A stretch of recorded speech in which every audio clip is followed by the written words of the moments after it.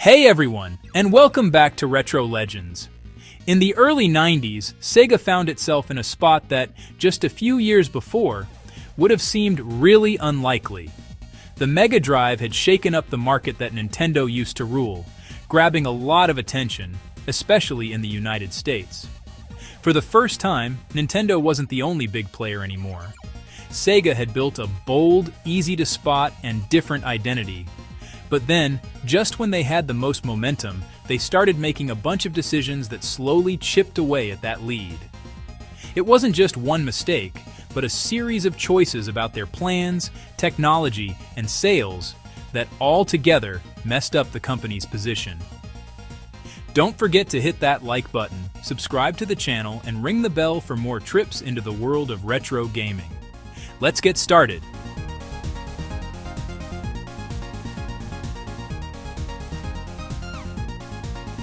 The Mega Drive's initial positioning was a careful choice to be different, built around clear technical and how people saw it.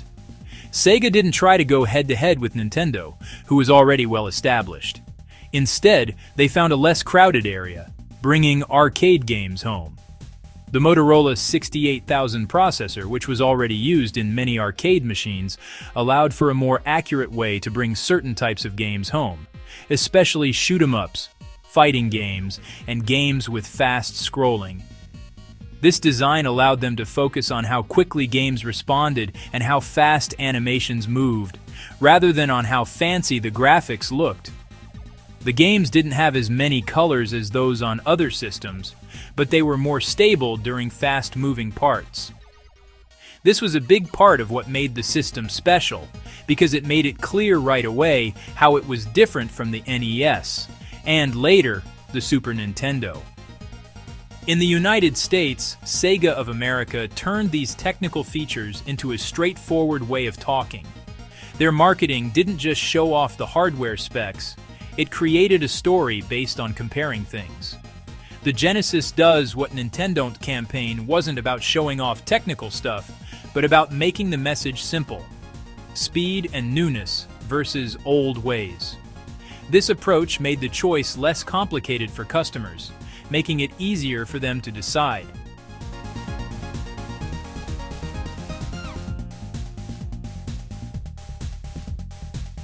The strategy worked even better because of smart distribution and business deals that made sure the products were seen in stores. Where they were placed on shelves, in-store demos, and ads, all helped to make people feel like there was always something new, even if the technology wasn't always the very best in every way. But this success also made things speed up inside the company, and the organization wasn't quite ready for it. More people wanted the products, which meant they had to make more hardware and software quickly. This put a lot of pressure on the way things were already set up. Because of this, the different ways Sega of Japan and Sega of America worked became much clearer. The two parts of the company made decisions in different ways. Sega of America, being closer to the market, preferred to act fast and change things often. Sega of Japan kept a tighter grip on how things were done, taking longer to make decisions and focusing more on keeping everything consistent within the company. This difference wasn't a problem at first, but it became a big deal as the work became more complicated.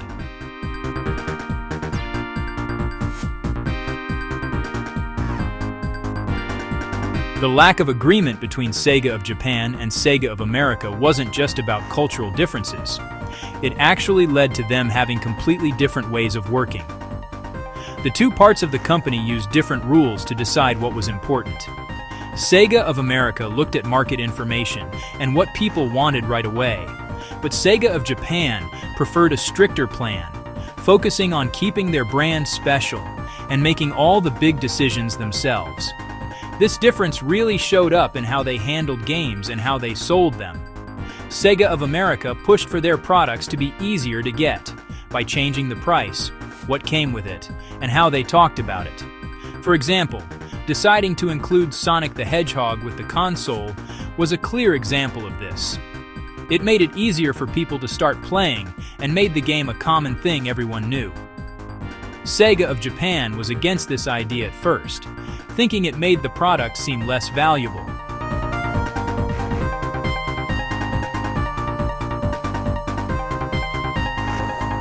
The tensions also showed up in how things were made. The Japanese and American teams worked on different schedules, which made it hard to get releases out at the same time. Some projects were started or changed without everyone being on the same page, causing delays and things to overlap. This messed up how consistent the games looked, with some games being made for different reasons depending on where they were sold. Another big problem was how information was handled. Talking between the two groups wasn't always smooth. Sales numbers, what customers thought, and big plans weren't shared quickly enough. This made it harder for the company to change and adapt, and it made decisions less effective around the world. In the long run, not having one clear direction meant that resources were wasted. Things one group started weren't always helped by the other, creating a system where local plans didn't fit into the bigger picture. This made it harder for Sega to build on the success they had at the beginning of the Mega Drive's life.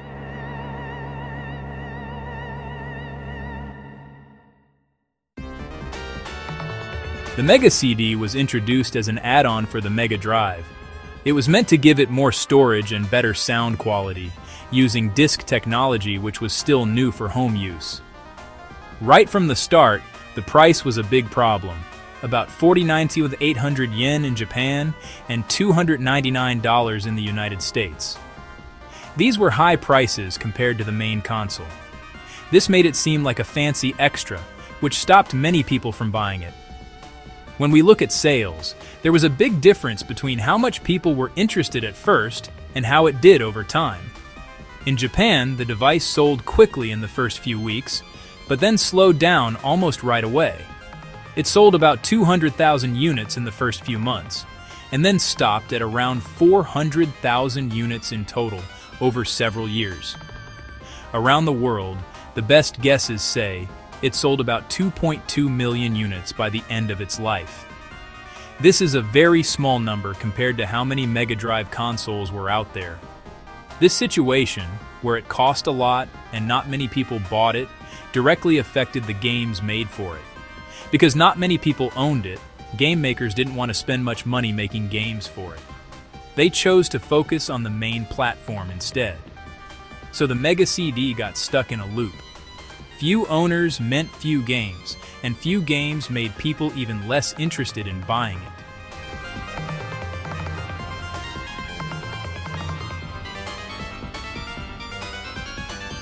The 32X came out as a middle ground solution. The idea was to make the Mega Drive last longer by giving it more power, without needing to jump to a brand new console right away. This device, which cost about $159 when it first came out in the US, was an add-on you plugged right into your console. It added 32-bit graphics power. But right from the start, its place in the market was confusing. People were already looking forward to completely new game systems, and the 32X felt like just a temporary fix. When it came to sales, only about 800,000 units were sold worldwide. That wasn't enough to get many games made for it. Again, because not many people had it, game makers didn't want to make games for it, which made the problem even worse. Its short life, plus the fact that the Saturn was coming out soon, made the 32X seem like a bad investment. This just added to the mess of Sega's different systems.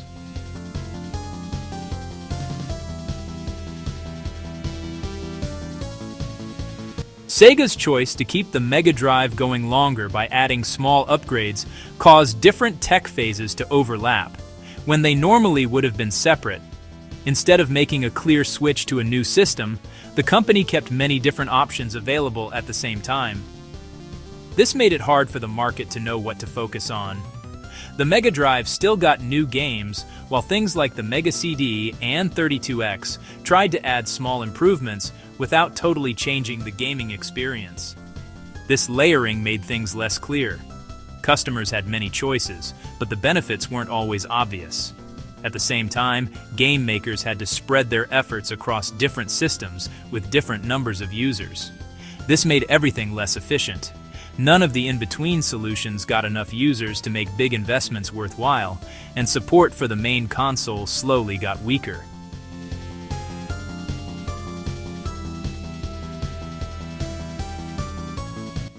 Meanwhile, the market started to move towards 3D graphics as the new standard.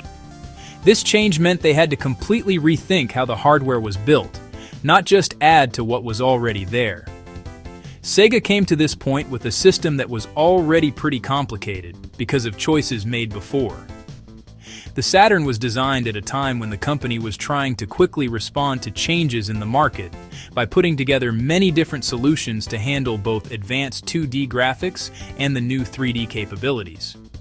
This approach led to a complex system built with special parts that needed software to make them work together.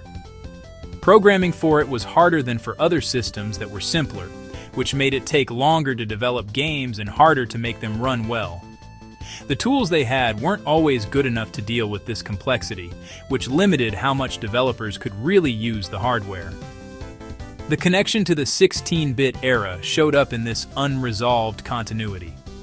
The in-between solutions had brought in a way of adding things on in modules, which was partly carried over into the next design, but it didn't quite fit the needs of the new situation. Without a clear break, Sega found itself dealing with a slower and less efficient change, while the market was asking for systems clearly focused on 3D.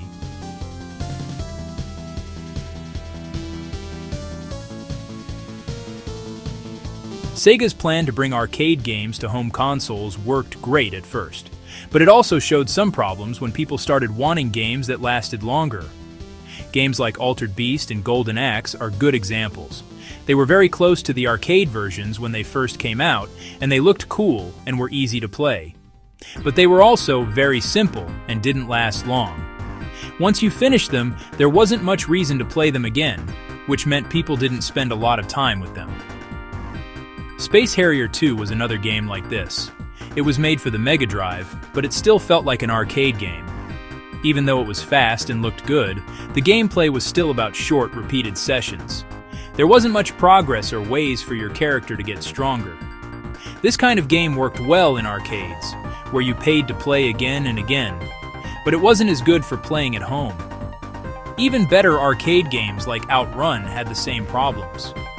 Even though it had different paths you could take and looked a lot like the original, it was still just a series of levels. You would race on one track after another, but the way you played didn't really change. The whole experience felt broken up, and you'd get through the game quickly compared to games that were made to be played for a long time.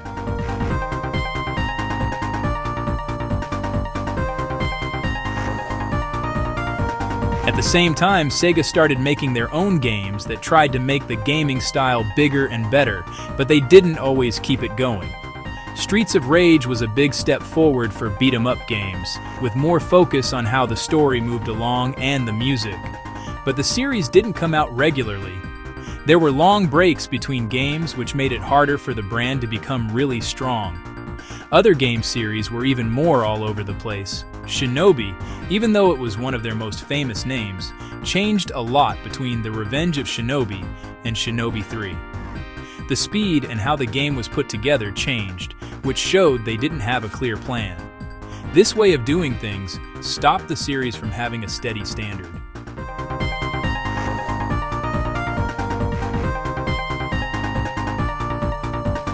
Even technically good games like Strider showed the problem with just changing them directly. The game kept the speed and difficulty of the arcade game, but its design wasn't changed to fit home play. It didn't have extra stuff or better ways to get stronger, which made it not last as long. In comparison, Nintendo took a different path. They made games as full systems instead of just moving them over. Sega, though, kept using ideas made for short playtimes, only changing them a little bit. This made a collection of games where many were exciting at first, but not as good at keeping you hooked for a long time.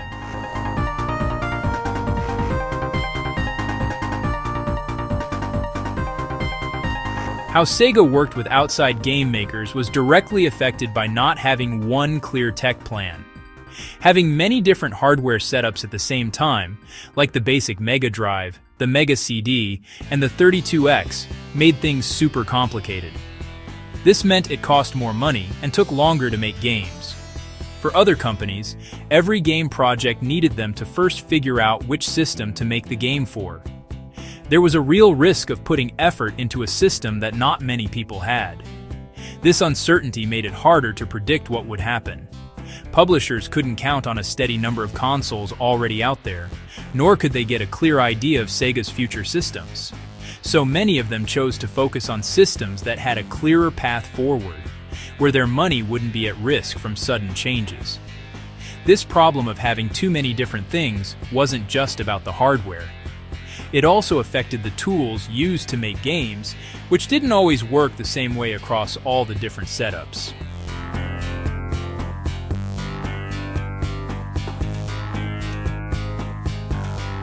Another big problem was how they handled technical support.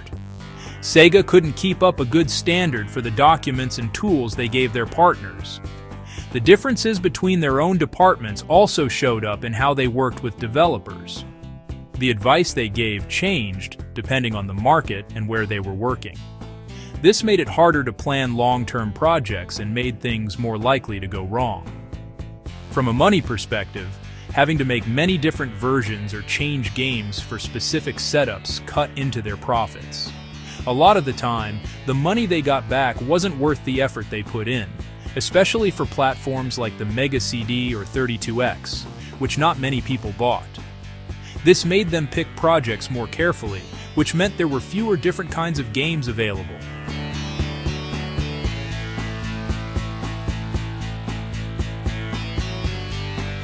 The Mega Drive sold about 30 million units all over the world. In the United States, the console got a really big piece of the market in its early years.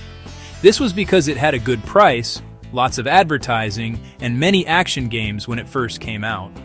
During this time, Sega really got ahead, also because it came out before the Super Nintendo. But this lead didn't last.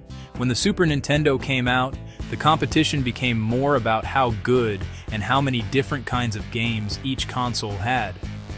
Nintendo made its game collection bigger with games that covered more types and had more complex ways to play, making people play each game longer. This change made people start to think not just about how fun a game was right away, but also how long they could enjoy it.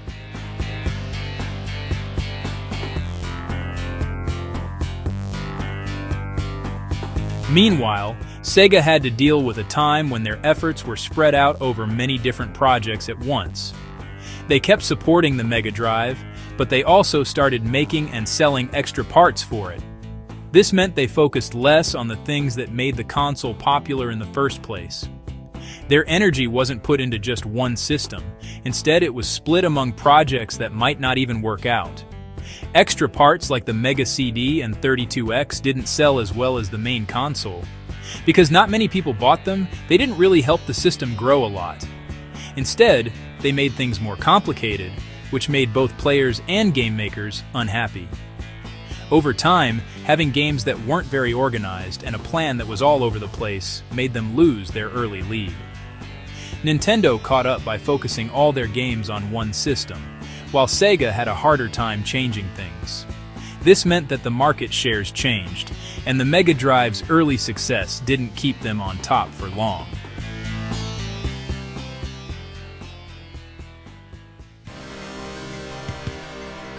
The problems that came up during the 16-bit era didn't just end with the Mega Drive.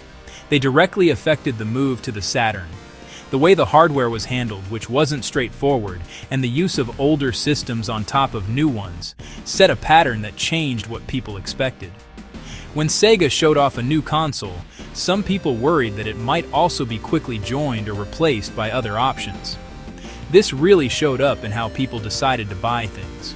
Customers, who had already seen products like the Sega CD and 32X not last very long, became more careful. Buying into a new system was no longer seen as a sure thing. Instead, people thought about how stable the whole system seemed. This made people slower to buy at first, which made the launch less impactful.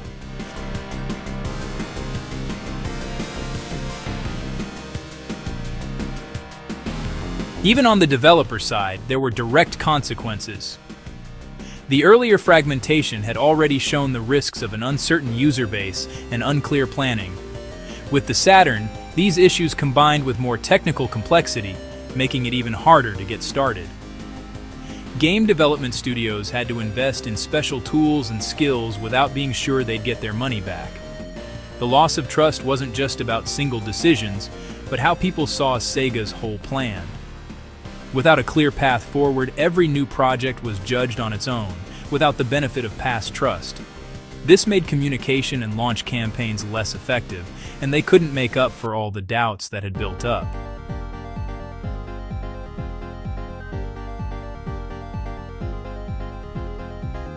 Looking back at Sega's choices during the 16-bit era, one thing really stands out: a lack of teamwork between decisions. Each decision on its own made sense, but when you put them all together, they didn't lead to a clear, shared goal.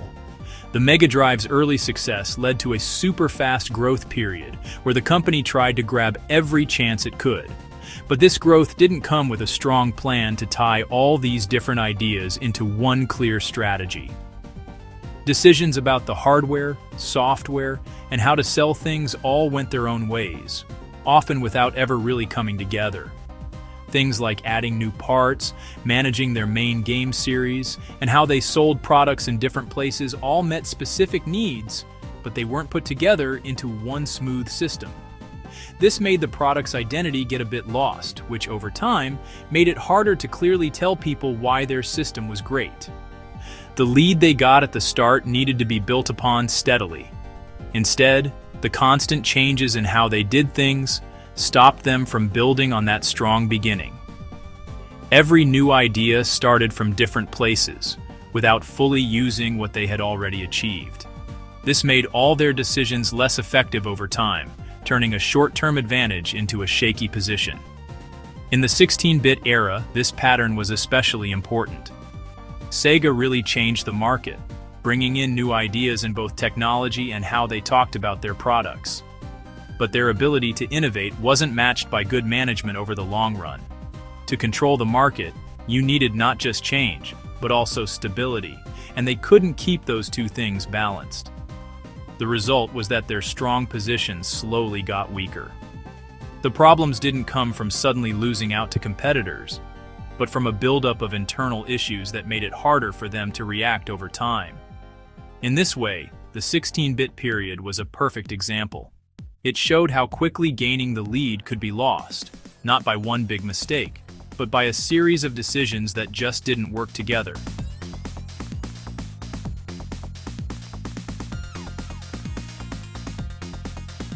And with that, our trip down memory lane comes to an end. How many of these fun facts did you already know? Let us know in the comments. Don't forget to give us a thumbs up, subscribe to the channel, and hit that bell to get notifications for more journeys into the world of retro gaming. Thanks for watching Retro Legends, and we'll see you in the next video. Stay retro, stay legends.